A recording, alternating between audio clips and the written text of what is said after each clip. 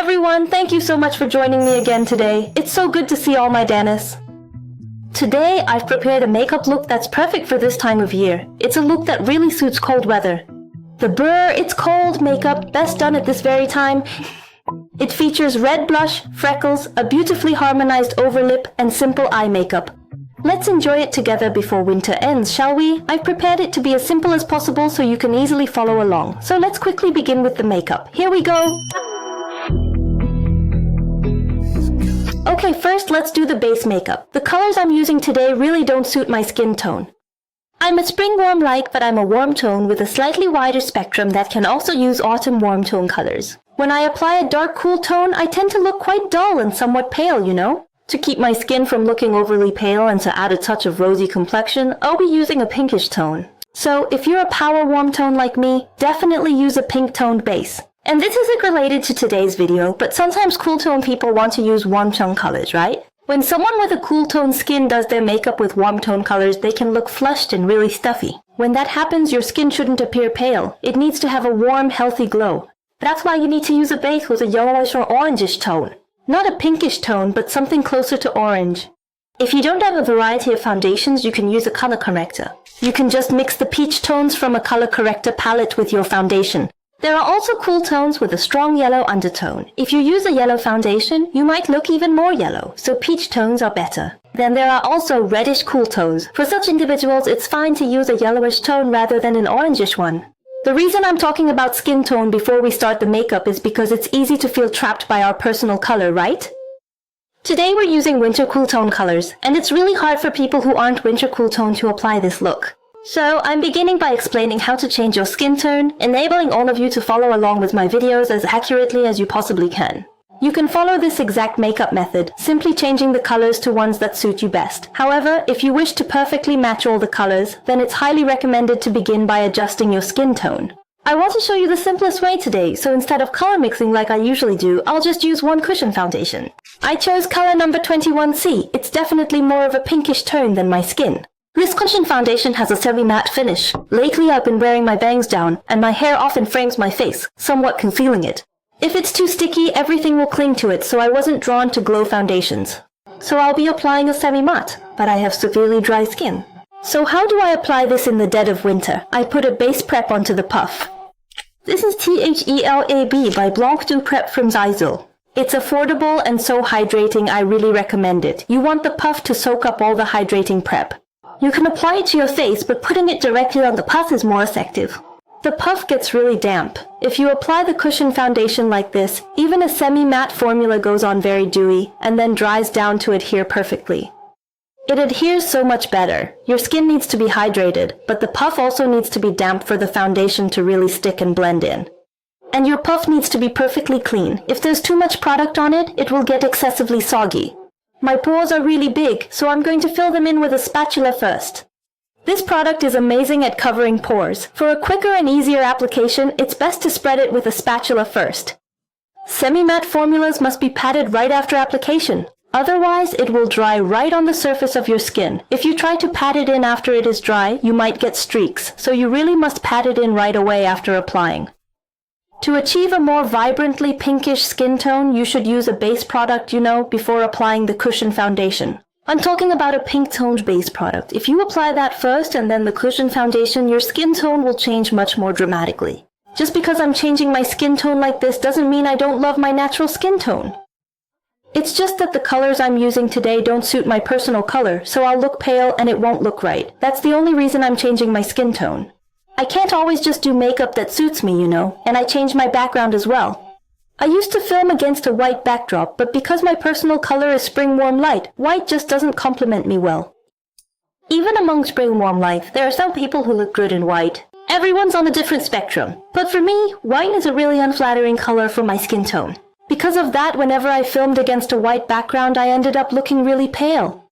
My skin looked ashy, but the colors themselves came out really accurately. I just kept filming, but my skin tone was appearing so pale and mismatched that I ended up switching to a warmer background. You might not think personal color is that important, but when you're taking photos or videos, your skin tone looks completely different depending on the background. So when you're taking photos or videos, make sure to check your background. There were times when my Danis would comment that cool-toned makeup or outfits suited me really well, asking if I was a cool tone, but that's not the case. I just work hard to change my skin tone to make it look good. If I put cool-toned clothes or makeup on my bare skin, it just looks completely out of place. And now for my coverage, I'll be using Luna's 01 Vanilla shade. When I do a cool-toned base, I often use a vanilla color. If it's too yellow, it might not match my skin tone. But if it's too red, it won't cover up redness like this very well. It's not too yellow, so it suits this cool-toned skin well. I'll apply it with this round brush. It's the Philomilli 932 brush. I'll cover the sides of my nose here. Just tap, tap, tap, and it covers instantly. It's so satisfying to apply. I'll also put some on the spatula and cover my pores one more time. My nose gets oily really fast, and if I apply powder after all my makeup is done, oil can build up in the meantime, right? If you apply powder when there's already oil, the oil can kind of wipe away the foundation and concealer. After powdering, pores actually become more noticeable. Right after concealer, you have to quickly apply powder before it dries. That way your pores will be much less noticeable. Of course, you have to do a good job covering your pores in the first place. I just powdered only my nose area like this. Now I'll switch to a flat brush to cover up my dark circles. Depending on the angle, my under-eye hollows can show, so I'll cover them with this bright color, the same's 0.75. And for blemishes, I'll use this Luna Vanilla color. Coverage is all done. My skin has a subtle pinkish tone, so cool tones will suit me well now. I only powdered my nose because I'm going to use a cream blush. If you apply cream blush over powder, it will get all cakey and patchy. So you have to apply blush before powder while your skin is still dewy. I'm going to use the Cleo Plum Kiss color. This shade is so pretty, don't you think?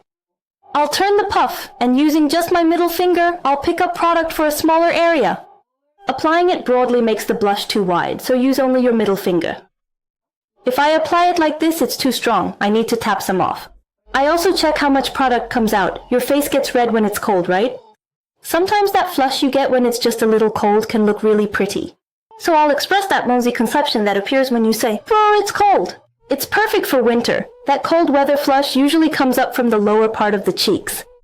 It comes out right around here. However, if you apply blush too far down, it pulls the gaze downward, potentially making your face appear somewhat longer. This is a great technique for someone like me who has a shorter face length. If your face is long and you want to apply blush originating from this lower area, you definitely shouldn't use a bright color. The brightness needs to be reduced somewhat. This particular shade isn't overly bright, you see. It's a somewhat dark and really saturated color tone. If you apply a bright, high-intensity blush down here, it will widen this area and make your face look really long. A color like this also gives a contouring effect, so it will help fill in this empty space here.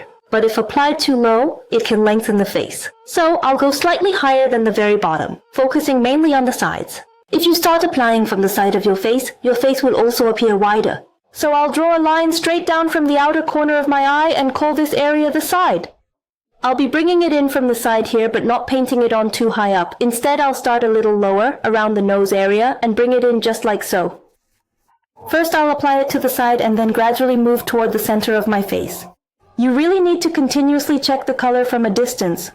Since the color is dark, it doesn't suddenly make my face look super long. A deeply pigmented blush like this offers a shading effect, filling in this empty space. Thus, you need to apply it from the sides, with the most intensity here, gradually fading inward, making this part lighter. You can't apply it all with the same intensity, or all lightly. It needs to look like a naturally blended stained effect. So make it darkest here, then gradually lighter. Tap a lot here, then use less pressure as you move inward. And I know some people have severe redness and can't wear blush like this, right? I'll prepare a separate video for those Danis just for them. This grape-like color is so pretty. Doesn't it feel wintry? Rather than warm colors, this cool-toned color looks really good today. If you use a warm color like this for a wintry look, you know what? It ends up looking like you got a summer tan. The vibe will be different depending on whether you use cool or warm tones. In winter, go for a full cool-toned look to get that chilly feel, and in summer, use warm tones for a sun-kissed look. And we don't want any harsh lines, so I'll flip the puff over and lightly blend just the edges. Don't apply it to the inside part. It'll just rub off completely. So only dab the border, just the edge parts. Some blemishes are showing through, kind of wiped off by the blush. I'm just gonna leave them. They look really good with the blush right now. I'm thinking of drawing on some freckles later. But if it's a pimple, it can look a bit messy, like actual redness. So if it's a pimple, cover it up. But if it's just freckles or a blemish, don't hide it. If it's a pimple, take a fine tip brush, dip it in concealer like this, and just tap to cover only the pimple. And I'm going to connect it to my nose, extending it somewhat long, focusing primarily along the sides of my nose. You apply it as if you're shading, then flip the puff and tap to blend. When you do this, it gives you a nose shading effect. You're basically shading with blush. And the key is the nose tip. I'm going to make the tip red, but I'm also going to make my nostrils look smaller. I'm also going to make my nose tip look thinner. However, if I make the entire tip red, it will only emphasize its original shape and make it appear wider. So you're only making those areas red where you want to reduce the size of your nose. It's not about making the whole thing red. It's more like that flush you get when your nose turns a little red from the cold kind of subtly rising up. When it's cold, it's not just this part that gets red, the rosy complexion rises, and I'll connect it to my chin. If you don't have bangs, apply a little to your hairline as well. The starting point of the nose bridge, I'll also apply the remaining blush here. Just a little, and it looks really pretty if you connect it to your eyelids. It needs to have a reddish tone. See how it gives that chilly feeling? Brr, it's cold. Now I'll shape my nose with some shading. I'll take a light color and apply it lightly to the start of my nose bridge. There's already blush there, so I'll just use a little. Now I'll take a darker color to properly shape the tip of my nose. You draw it thinly in a U shape, then make the very end pointy, like a V shape. This part here is in a V shape and the upper section is drawn as a U shape. A highlighter brush helps you get a nice slim nose tip shape. I'll also sweep a bit on top to make it a little darker and create more depth. I'll connect the middle part just a little, and with the leftover product, add a slight touch under my nose as well. Now for the powder. Today, I want my skin to have a soft matte finish, so I'm using a powder that's great for controlling oil. The inner part of my cheeks gets oily, so I'll mattify that area. And also between my eyebrows, and I'll extend it onto my forehead. Now I'll do my eyebrows. I'm using a taupe brown color. For my eyebrows, I'll lightly fill in only the sparse areas, not making them too dark. Today, besides the blush, I'm keeping everything else simple. Since the blush is the main point, I'll fill in a few more sparse spots with a gray-brown color. Just a light touch, not too dense. For eyeshadow, I'll use 2 AN's number 20, Rosy Fog. It goes so well with my current colors. The color combination today is just great. This palette doesn't have a very light color that I can use as a base. Remember how I applied blush to my eyelids earlier? Now I'm just going to lightly dust some powder on top to get rid of any shine or oiliness there. And I'll use that as my base. You only need a tiny bit of powder. Otherwise it'll get too matte, and the eyeshadow you apply next won't show up well. And I'm just going to add a little bit of shading, keeping it simple. I'll mix these 2 contour shades and lightly apply them to the inner and outer corners of my lash line. When you apply, go wider than your eye, as if carving out a deeper socket, and apply shading broadly. It makes it look much more dimensional. For the back part, I'm going to extend it widely, connecting it to the outer corner of the under eye area. Then, I'll apply this muted gray shade. For the eyeliner, I'll go for a cat-like feel, drawing a short, thick line that extends sharply upwards. Then I'll use an eyelash curler. Since I'm not wearing false lashes today, I'll curl them very meticulously. Like this, I'll clamp it in the middle, then the front and the back. And I'll comb them with a spoolie brush. For any parts that didn't curl well, I'll use a partial curler to get them. Before mascara, I'm going to fill in my waterline. I'll use a matte brown to carefully fill in the areas right along the lash line. A gel liner can smudge, so I'm using a liquid one separately. After defining my eyes like this, I'm not going to wear false lashes today. But my lashes are really sparse. I'll use mascara to make them look defined, starting with a long lash type. I'll be using this lash lengthening product, and with its tip, I'll meticulously apply it to each and every lash, making sure to especially target all the short, tiny hairs to give them extra length and definition. I'll meticulously coat each lash. Since I've extended their length, I'm now going to make the individual hairs appear thicker. I'll use a curl fixing mascara to make my lashes look thicker now. First, I used a long lash mascara for length, and now I'm making each lash thicker.